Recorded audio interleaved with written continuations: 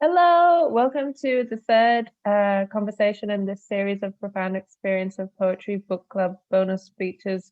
This is like an extra thing that I'm doing to supplement the Poetry Book Club, which is a thing that we do every second Sunday. If you want to read books, if you want to read poetry books with some nice people and talk about it every other week, you can join us. We vote on all the books, and recent ones we've read were by Anne Carson, Banner Kapil, Sappho, Molly Brodak, Anne Ginsberg, David Berman. It's a nice time. So you're welcome to join us. My name is Lucy, and I'm a writer and editor.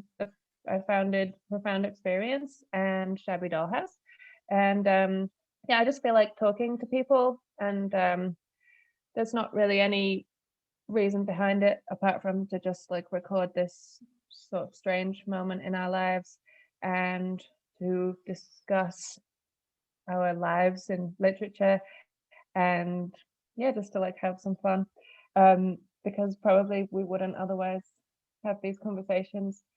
Yeah, and my hope is that if you're listening or half watching, you can enjoy this well, here's some suggestions I wrote, what things you could do. Water your plants, do some embroidery, sweep the floor. And then I did write clean the inside of your oven, but then I deleted that because I don't really want anyone to do that while they listen to this. um, but just domestic stuff. So yeah, thank you for listening, and thank you, Sebastian Castillo, who is my guest today. Hello. Thanks for coming. Would you care to introduce yourself? Yeah, sure. Thank you for asking me to do this, Lucy. My name is Sebastian Castillo. I'm a writer and I also teach English. Live in the New York area. I have cats and yeah, that's I don't know. That's about it. That's all you got to know about me. You're the author of two books of, I would say, experimental. I don't know what would you describe them as? Yeah, I think experimental dot dot dot like question mark is is a fine enough genre. Um yeah, I guess yeah, hybrid kind of prose poetry stuff. The first book is called 49 Venezuelan Novels, which came out with Bottle Cap like 4 years ago now. Wow. And the second book is Not I with Word West Press that came out last year. Um and actually, there's going to be a Spanish language translation of 49 Venezuelan novels coming out in like a small edition in Mexico, which I'm really Oh, excited about. Yeah. cool. That's great. Mm. What about a translation of Not I? Because I just read it and I was immediately like, oh, I want to like practice. I wanted to, I started immediately translating it into French because I was like, oh, this is like a good way for me to practice grammar. Which maybe doesn't make sense if you haven't read it, but like, can you explain like how it works? Yeah, sure. It's really funny that you mentioned that because as I was sort of finishing it up, a part of me thought like, is this kind of like untranslatable, because it's so anchored in English grammar. Um, but yeah, the book is organized around the 12 tenses of English grammar, and essentially I take the 25 most common English language verbs, and I write a first person statement throughout each of the tenses, and so the book starts off, I would say, pretty simply, like I am Sebastian, I do this, I do that. The simple present tense. And then as the book goes along that trajectory, the sentences become a little bit more, I don't know, a little bit more naughty, right? Like KNOTTY, although I may be naughty too. um, just because you're sort of trying to work around, like I have this prescribed like rule that I have to use, and so I end up saying or writing sentences that are quite awkward sounding intentionally. Um, So yeah, it would be really interesting to see what that would look like in another. I mean, I only can understand one other language other than English, but um, yeah, if you ever do like a section from it, send it to me. I'd like to see what it looks like in French. Yeah, well, I was doing it with Chris, who is actually a translator. I'm doing it to like improve my French, Right. and I was like lucky to have a translator on hand, and then it was like interesting to discuss like what words we would use because they don't actually it doesn't like the way that it is like a sort of semi-rigid structure. Hmm. Like it was like, oh, I don't really know, but we did um the first section in the present tense, Oh wow, cool. just like while we were having lunch. That's awesome. Yeah, so I'll send it to you, and then yeah, I don't know how it will work after that because I don't know if all the tenses are exactly the same. Right. Yeah. I'm not sure, but yeah, that would be a cool. I Cool. I want to go as far as I can. Right. Yeah. Well, I'm honored. um, Thank you.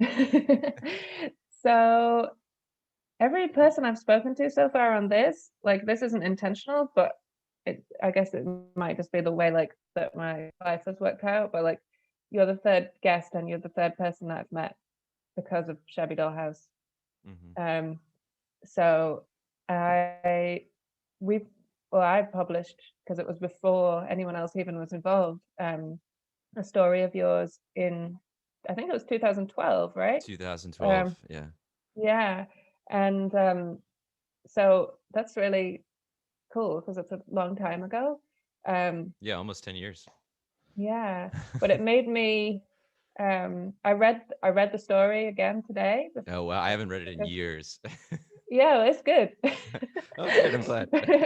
Yeah, I didn't I with Shabby Dollhouse because like everything has an illustration or like some kind of artwork that goes with it. Like I can always remember what that is, and Right. so it gives me like a sense of what the story was about, and I like kind of knew, but I didn't really remember like the details of the story.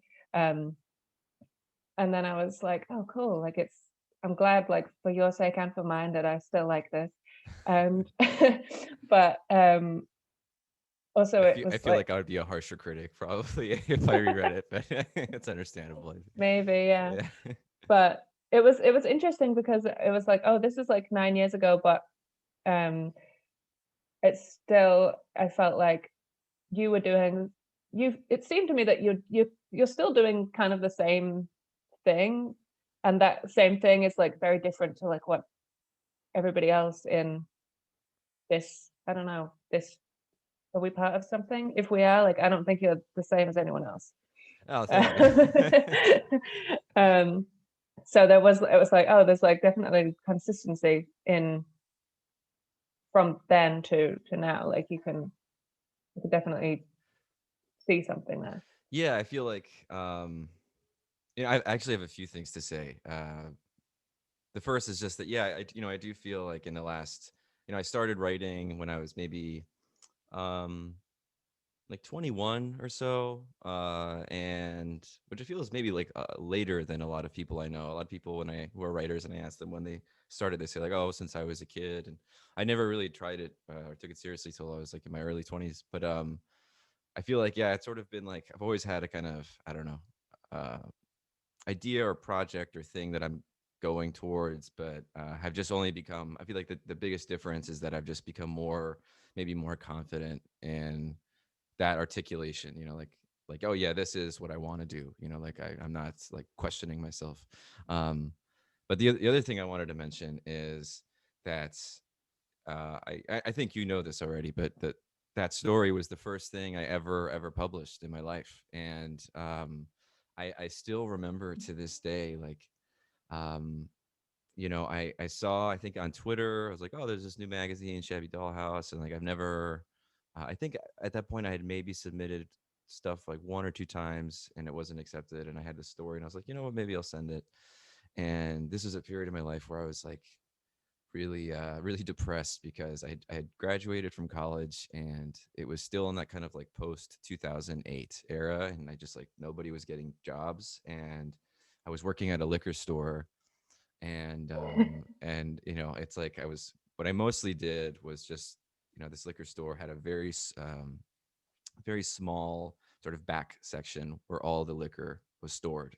And so I had to like, it was like a geometry game. Like I had to figure out how to perfectly use the space to like put, Oh different yeah. cases.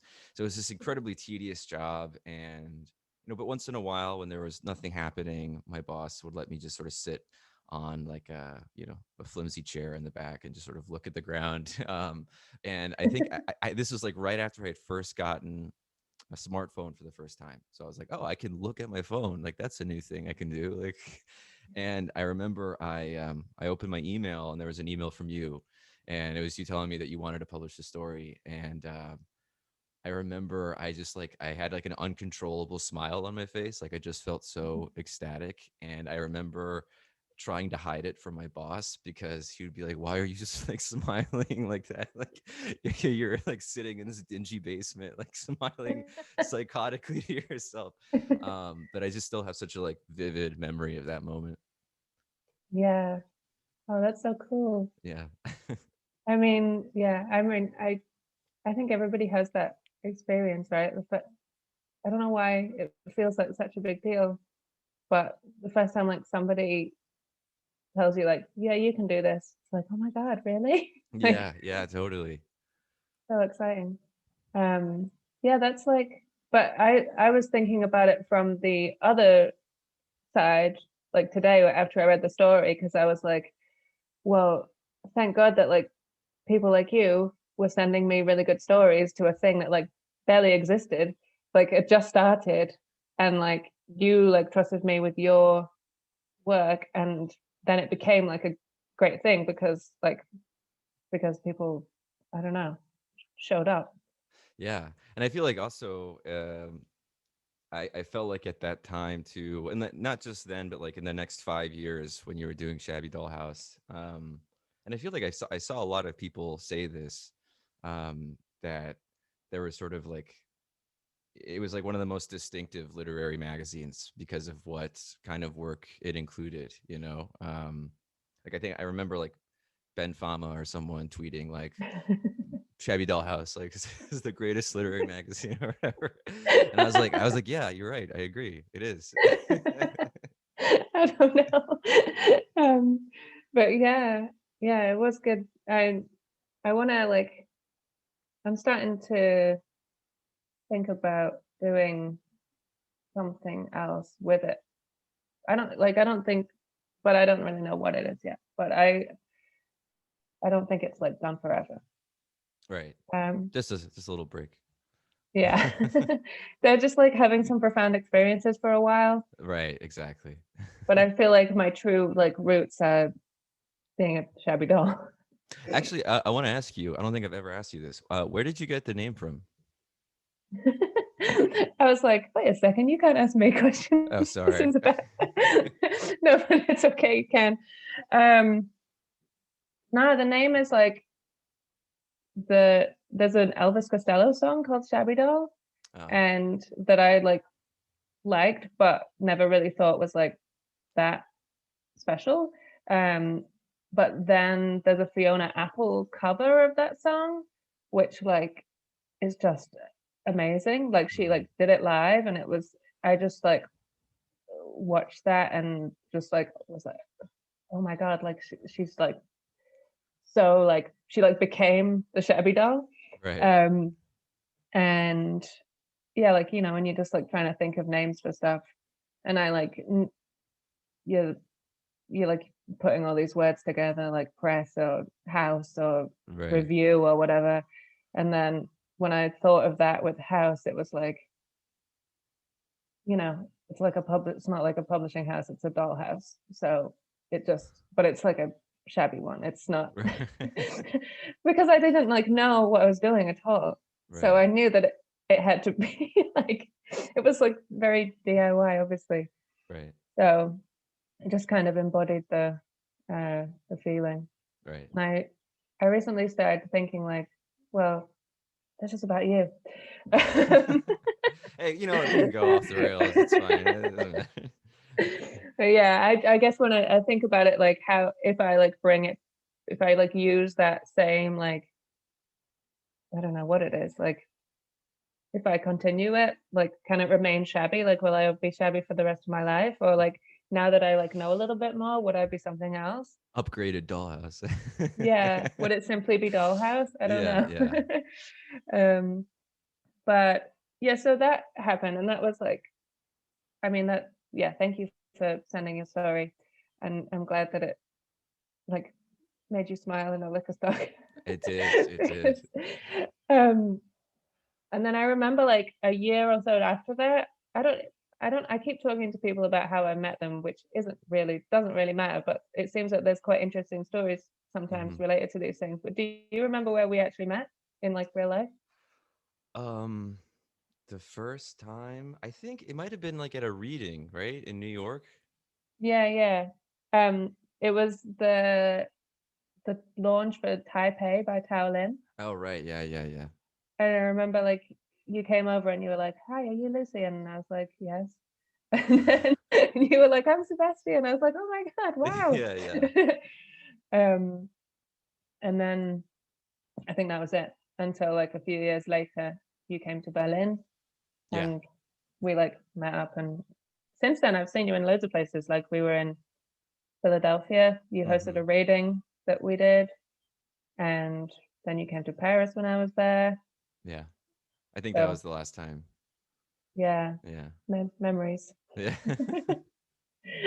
That was a cool time. It was like during the World Cup. I like always now associate like yeah, like that World Cup with like you being there, and we were watching all like it was just really exciting. And I guess it was like the France like went on to win that World Cup, and Yeah.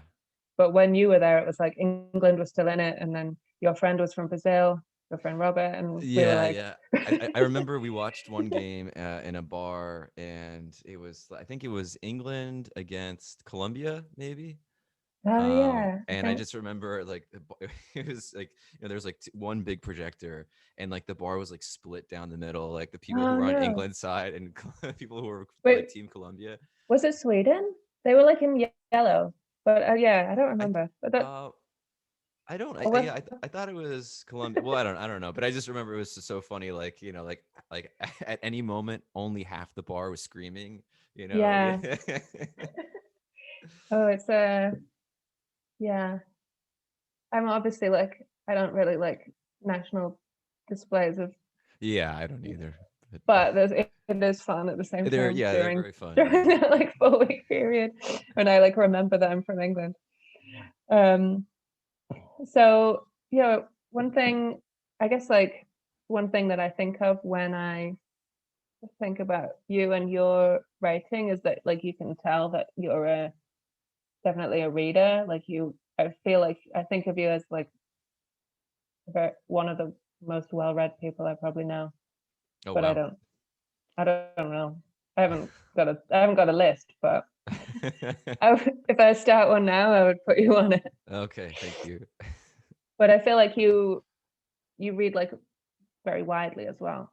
hmm Yeah. I mean, I feel like if anything, the reason I started writing was just because I wanted to create like an extension of like reading. You know, like it felt very um very closely connected to my reading life, and I wasn't always like that. Like I remember when I was a kid I hated reading, like when I was assigned to me at school, but then as I got a little older I got a little bit more interested in it. But it was only in snatches. Like I would find a book that I thought was really cool. um like in high school I remember I got really into the Death of Ivan Ilyich by Tolstoy, but like that, it'd just be like one book that I'd be into for like a month and then just whatever. But then, yeah, then when I was in college, like 20 years old around then, I got kind of obsessed and I just started reading pretty much anything that I could find. Like, I discover a writer that I liked, and then they were influenced by X writer, and then that writer liked that writer, et cetera, and sort of just kind of, I don't know, it's like a spider web or something. Um, but yeah, so I guess I feel like the most cynical part of me thinks of what I do as like total like nerd egghead literature because it's it's just like literature that's in response to other literature. But it's the thing that kind of I don't know to this day sustains me and what I'm interested in engaging with. So like it just naturally shows up in the writing that I do. Yeah. And do you read like do you always read in English or do you read in Spanish as well? So, in the last like year, I've been making more of a habit of reading in Spanish. But I would say that yeah, like 98% of what I read is in English. Um, and the thing is, like with my Spanish comprehension, like I can read stuff and understand it fine, but because I'm not as accustomed to using it, I don't have a sensibility for style. Like it's one thing understanding what a sentence is saying, but it's another understanding that it's supposed to be very slightly funny or slightly awkward or whatever. And so even stuff that's in Spanish, I tend to read it in English translation just so that I can get a better sense of how, you know, the feel of the work. Yeah. Maybe it would be interesting if you like listen to Spanish audiobooks, Mike. Oh, I never thought of that. Yeah. Maybe we should explain, or like maybe you can like talk about how like that you grew up in Venezuela and how you have Yeah, these sure. two languages. Yeah, yeah. So yeah, I grew up in Caracas, Venezuela. I was born there. My mother was American, my father is Venezuelan, and I moved to New York, to the United States when I was 8. It's where my mom was from originally, and I would visit Venezuela back and forth during the summers, but then stopped going around when I was like 12 or 13, like mostly for money issues and that kind of thing. And so yeah, a strange, I guess strange relationship with Spanish is that it was technically my first language, but I now speak English much better, obviously, than I do Spanish.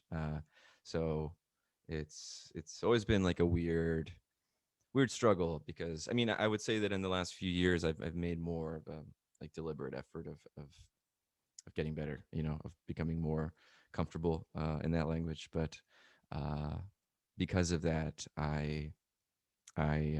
yeah, I don't know, exist in these two places mentally sometimes. It's funny when I study Spanish for long periods of time and then I go back um to English, I find that I like I start misspelling very simple English language words, which maybe that's a common. I mean, do you ever experience that when with French and English? Like just because I see things written in French all the time, and there are a lot of words that like have that are like almost the same, but like we'll have one S instead of two S's or two P, like stuff like that. And then I'm like, what? But I don't know. I mean, I'm just here, like and Right. I don't think it's as ingrained in me. Hmm. Um, but I feel like even if you, even though you read a lot of things in translation that are from Spanish, I mean, I don't know. I'm wondering about like, I don't know if this is, I'm wondering about like your sense of humor because I think that the the the humor in your writing is like feels different to me than to a lot of like American literature, and I'm Hmm. wondering like if you think that's like connected to I don't know being Venezuelan or like if there's something different that you're aware of.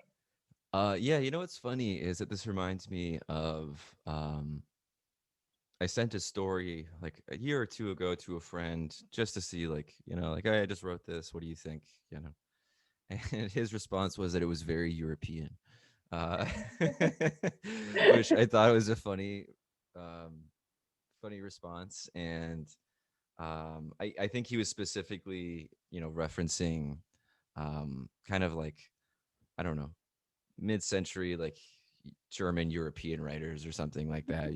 Like I don't know. And so I think maybe a lot of it just does come from like a reading influence as much as anything. Like a kind of sensibility in the prose that um, can sometimes be like a little high flown, but in a kind of ridiculous way. And so yeah, I feel like that is definitely I've definitely been influenced by a certain kind of European literature, um, in terms of style. Yeah. Okay. And also another thing that I know about you is that like you enjoy watching Noel Gallagher interviews, Yeah, yeah, yeah. which I think is like very like funny because I think of it as something that like seems really English and like it just well he's really English and like his sense of humor and stuff. So like Right. I don't know. He's I he's one feel of the funniest people. Like he's so, I mean, yeah, I would watch it's just a TV show about him.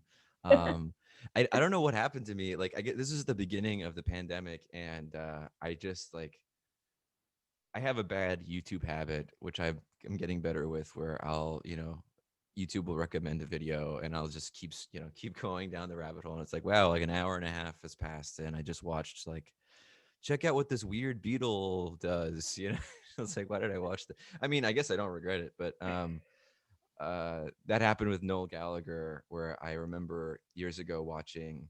Um, he did like a DVD commentary for all of the mm, Oasis videos, oh um, yeah. and he just like trashes all of them, just like how stupid they were and how stupid the band was and how much money they wasted. And I just found it so funny. It's like this idea of this guy like in this super famous band just shit talking it, and then it just started me down this loophole where I had to begin like a year ago now. I was just like every day watching Noel Gallagher interviews. Like it was like my comfort blanket or something. Yes, sometimes sometimes they also like come on my YouTube and then I'll end up watching like him on like talk shows from like 1998 and stuff like Right. that. And yeah, I mean, attitude. Sorry, you froze a little bit. um, I like his attitude. Like he doesn't really want to be there, but he just. Right. Yeah. Did you watch Supersonic, that documentary about them? I think I did, but I don't remember. It's really good. I highly recommend. There's a lot of moments just like what you described. My favorite is Yeah. about Liam Gallagher, where he says that like he always hated music, and then when he was a teenager, he got into a fight with some kid in school, and the kid hit him on the head with a hammer, and he was like, after that day, I loved music. And there's like no other explanation for it. Like it was just like his epiphany moment, you know? It's like, yeah, that's beautiful. I love it. Yeah, that's really profound. Yeah. Profound experience of Hammer. Yeah. Um, yeah. Well, I don't really know if this it's not really connected to anything, but it's interesting to me, the the Noel Gallagher thing. Um, but I guess like one another thing I wanted to ask about is that you teach writing and you teach in a university, right? Yeah. Well, actually, I know that because I once came to one of your classes. That's right. Yeah. But that was a different place, and that was a few years ago. Yeah, yeah. Yeah. But what do you actually teach? So, I used to teach a wider variety of things when I lived in Philadelphia, and I'm moving back there this summer, so I hope Oh, cool. to go back to teaching wider variety of classes. But yeah, I used to teach creative writing a lot. I used to teach like research writing and then basic kind of freshman uh, composition, which I teach that right now, and I have been for the last like 3 years. And I mean, it's pretty straightforward stuff. It's like how to construct an argument, how to organize an essay, paragraph purpose, all that kind of thing. Um, and I don't mind teaching it. It's just that, in most universities, these kinds of courses are required. So like 7/8 of the students don't want to be there, like, Yeah. so there's not a whole lot of engagement. And, I find myself having to like lecture a lot, which I don't really like doing. In creative writing classes, though, they're almost always, the students there because they want to be there. And so, everybody does the reading and, they're prepared, etc. But either way, I'm fine teaching first year writing. Yeah. Um, and are you moving? Why are you moving back to Philadelphia? If you don't mind me asking. No, it's a long story. And I had to move to New York because my mother was sick, and I took care of her. She passed away, and I've just been sort of going through a lot of her stuff. And so finally, it's been such a long, difficult process, but it's finally like the end of it. And so I just want to move back there because I mean, I guess because I grew up in the periphery of New York City, um, I never loved it, like I always just thought of it as an okay place. And it's so obscenely expensive that it's like, I'm not going to move to Brooklyn or whatever. And I really love Philadelphia. It's one of my favorite places in the world. And I have so many friends there. So it's kind of like, feels like the right thing, the right move to make. Yeah. Is that when you think about like what's happened in the last year or so and what you want your life to be like in the future, does it like change it? Does it make you want to do different stuff? Or, I mean, I feel like maybe the only change is that I want to have like a greater commitment to seeing people as much as possible. I mean, I feel like a lot of people are feeling that right now, where I like if I agree to go somewhere, I'm like I mean, maybe I'm not gonna break this promise, but I'm like, I'm not gonna flake. I'm not at the last minute gonna be like, no, sorry, I don't feel like it. I just feel like, uh, yeah, maybe spending so much time away from everybody that I love and want to spend time with, it has made me feel that way, but we'll see. if if you are like Sebastian's friend, you should take a clip of what he just said and save it to your phone. And then if he ever tries to flake again, you can just send it as a Just response. send the videos. Yeah. Oh man, I shouldn't have said. No, but I mean that makes sense. And yeah, I know that like you there are like definitely a lot of well there are people I've met who love Philadelphia and talk about like how much they live like want to live there if they don't live there, or how much they love living there if they do, and you're one of those people, so I think you should go back. I think so too. Yeah. Did you? I know that you visited once when you did that reading, which I think that was the first time I met Rochelle. Too. Mm, Uh, was that the first time that you went to Philadelphia? yeah, the first and only time. So you But were I only had there for like a night. yeah, but I had a great night. Yeah. It was cool. We read in that warehouse place, and there was like a car. Did we like sit on the car when we read or something? Or we stood next to it? Yeah. Yeah. I remember what was really funny about that is that so yeah, for context, like we had this reading at this sort of like loft warehouse space where I used to live but no longer lived. And I remember, I forget, it was you contacted me or maybe Rochelle, saying like we're looking for a place to do a reading.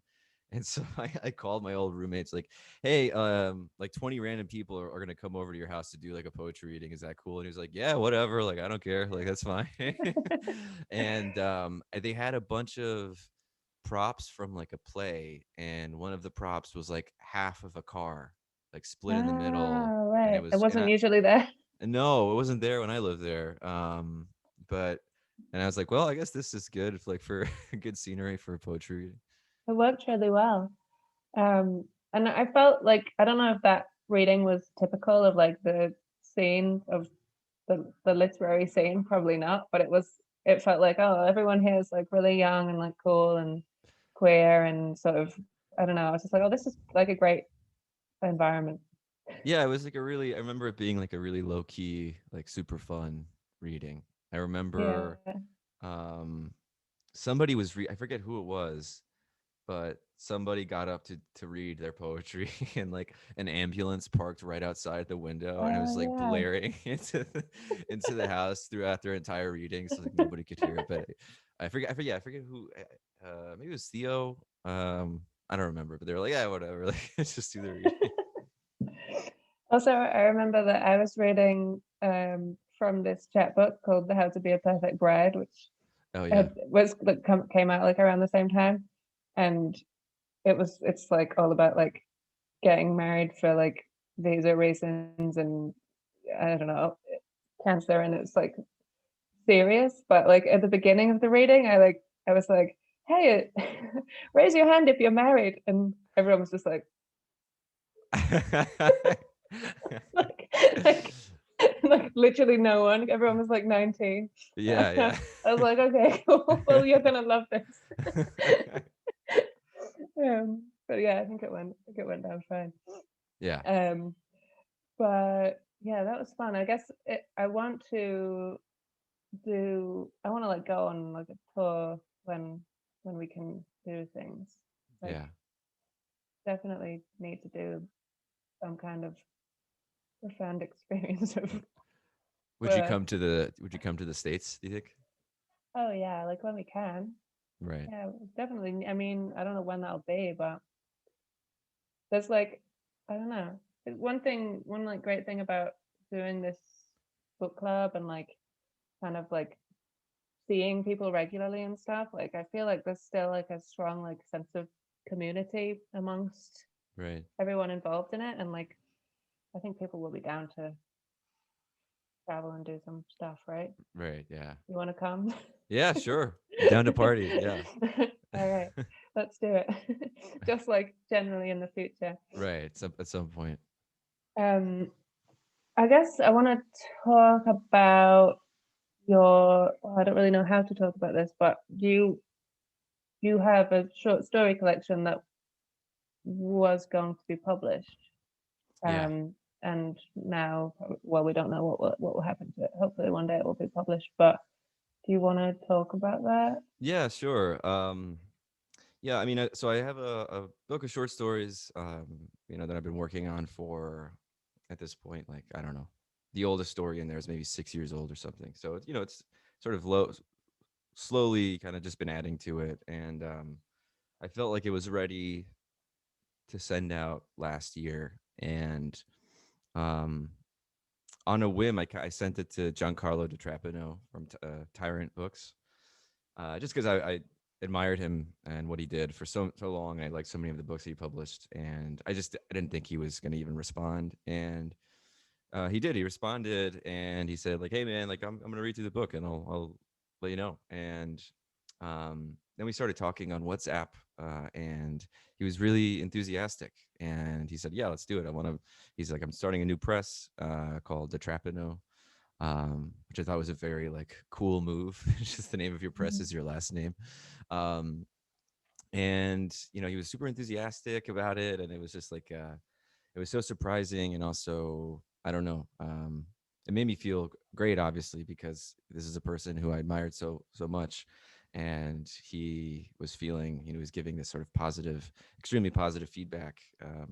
And so, yeah, I mean, so he was going to put out this collection with at least, from what I know, at least another 6 or 7 books from other young writers, and yeah, he passed away about 3 weeks ago now, and yeah, I mean, a lot of people have been writing about it, and it's like obviously an incredibly tragic thing.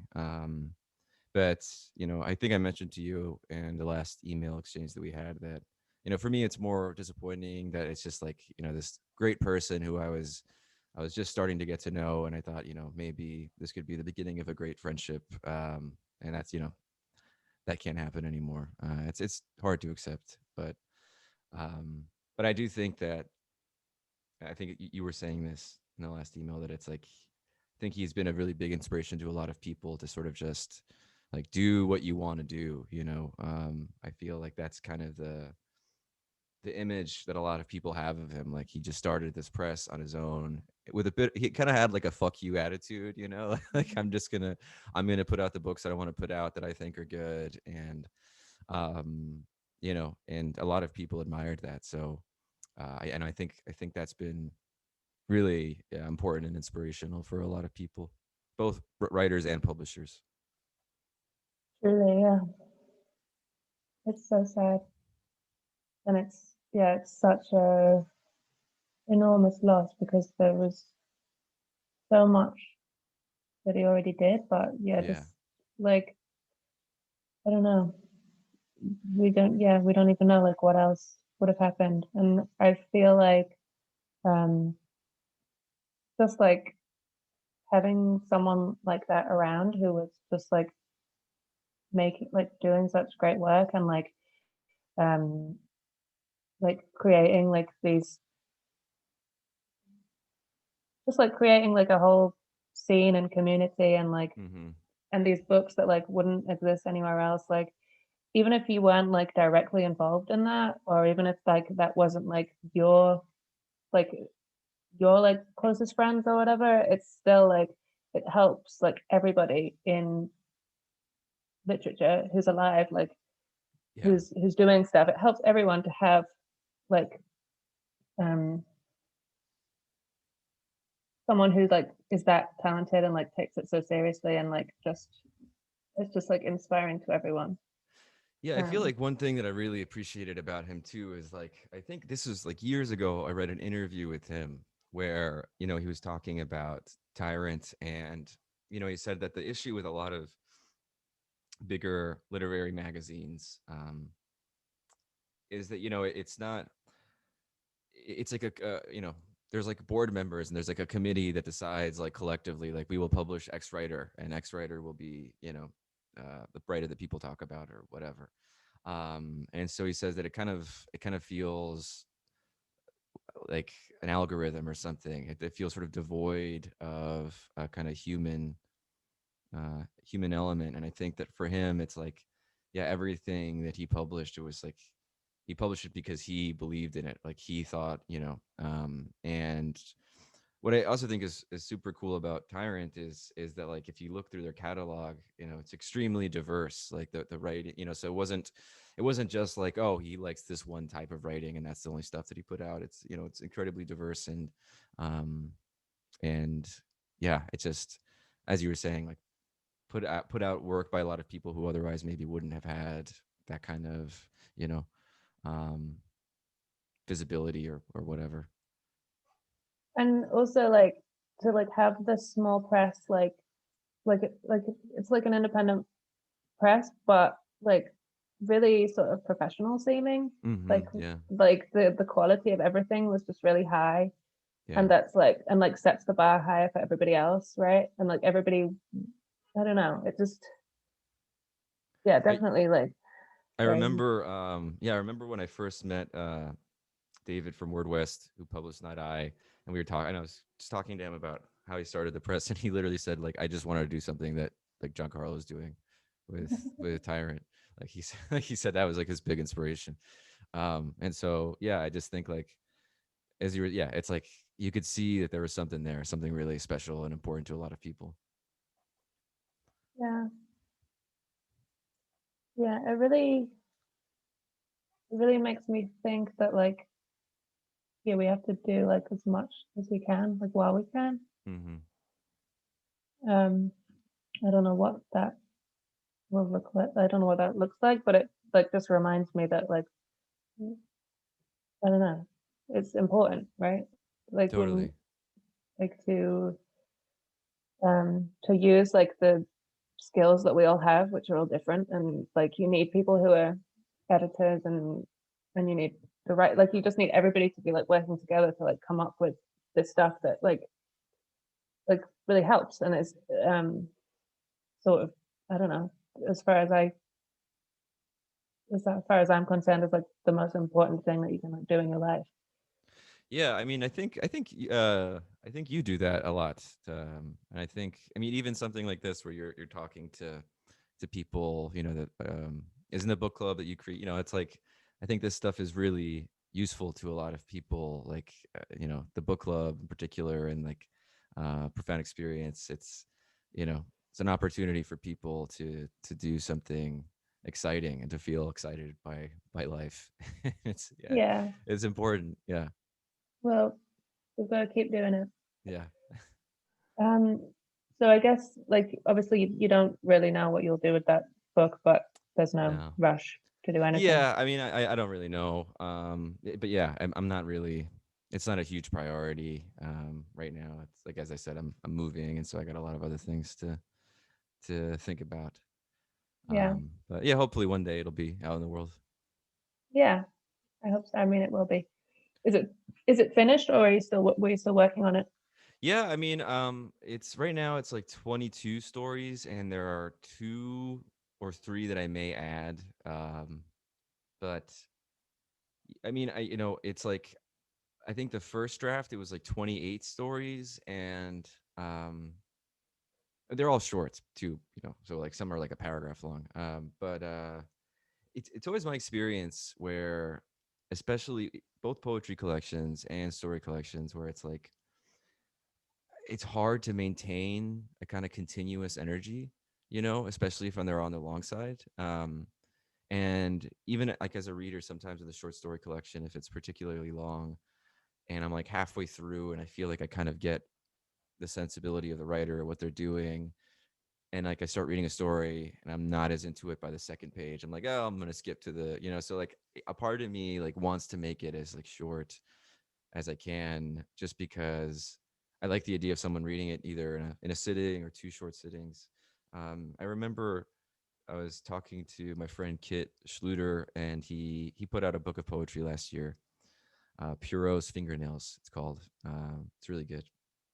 But he said that his I think it's like 70 pages or something. And he said this the first draft was like 150, almost double. And he was talking to a writer, Peter Gizzi, and he said something like the minimum amount of pages for a perfect bound book is 64 pages, I think. And so he says, like, you want to make your poetry collection as close to 64 pages as possible. I mean, obviously, it totally depends on the project and like it's a generalization, but I like that spirit of like, I think there's something to creating like a really kind of uh, contained object that the reader is surprised when it's over, as opposed to two-thirds of the way through being like, you know, like looking at their Yeah. watch type of thing, right? Yeah. Yeah, that's interesting because I feel like I what while you're doing something, like I often feel like, oh, I need to like make it longer because if you want to be like serious, then it needs to be like, like a Right, right. thick book. But it's like you don't actually need to do that. That's just it's Yeah, kind of the same like approach to like if you're doing a reading and it's like, yeah, totally. just read for as short a time as possible. Totally. Yeah, yeah. I guess talking or speaking of it, should I we were talking before about me maybe reading something from it. Should I read a little story from the book? Please. Yeah, so this is from the book that we don't know what will happen to. Yeah, yeah. Okay. Okay. And you know, it's funny. I just randomly picked this one story, and thinking about it, it actually is really like similar to that story that I published with Shabby Dollhouse all those years ago. So maybe it's its like spiritual cousin, and I was like subconsciously thinking about that or something. I don't know. Wow. Okay, cool. But yeah, I'm gonna take my headphones off just because I can hear myself better when. Okay, Yeah. cool. Can you still hear me? Um, I think so. Yeah, I can hear you. Okay. Okay, no, Um, I won't be speaking. okay. Uh, so yeah, it's very short. It's only like it's not even a full 2 pages. Oops, and I just lost the spot. Where is it? Okay. Um, so the story is called "Icicle Wedged Totally." The headline read, "An icicle wedged totally through a man's skull." The article was in reference to a poor fellow's condition. He had been smoking a cigarette outside of his apartment building in the middle of winter. There were couples and their dogs about, not smoking, but plumes of matter escaping their mouths nonetheless. The man did not have such partners in his life other than the insects and rats that lived within his walls. An icicle fell from the edge of a fire escape and landed where the man had been standing. Later, the doctors told him that the icicle would have to stay in his skull. But why hasn't it melted? The man is reported as having said. One should not ask those questions right away, said the doctor. I must draft your bill. The doctor pictured in the article was extremely thin. Curiously, the man himself was not pictured. One had to, yet again, believe the printed word. I finished reading the article with a bit of curiosity, but it soon left me.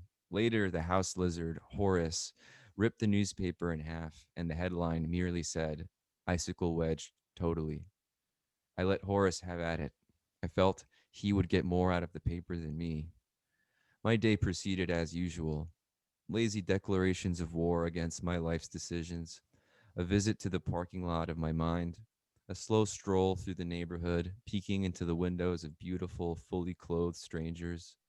My life is lonesome, yes, but I've learned to like it. or at least like it enough. Later in the evening, I was smoking a cigarette underneath a large oak tree, and an icicle fell on top of me, puncturing my skull. I didn't know icicles could cling to plant matter. This whole thing was old news to me by then, so I didn't bother with the medical snafu, though there were bystanders who urged otherwise, some of them on their phone, alerting the authorities. In my skull, the icicle would have to stay. I am not in the position to perform such arbitrations against myself, really. Back home, I saw that Horace had eaten several paragraphs.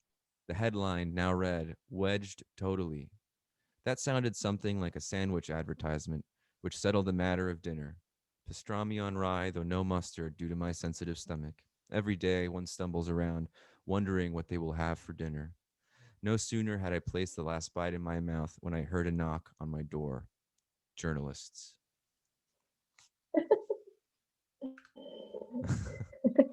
Thanks.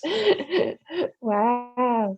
I can't believe this. You have another story about someone being impaled. Yeah, I guess I don't know, something. There's something there. Wow. If you're not familiar with the Sebastian's 2012 work Knife Man, I don't think anybody other than the two of us are, yeah.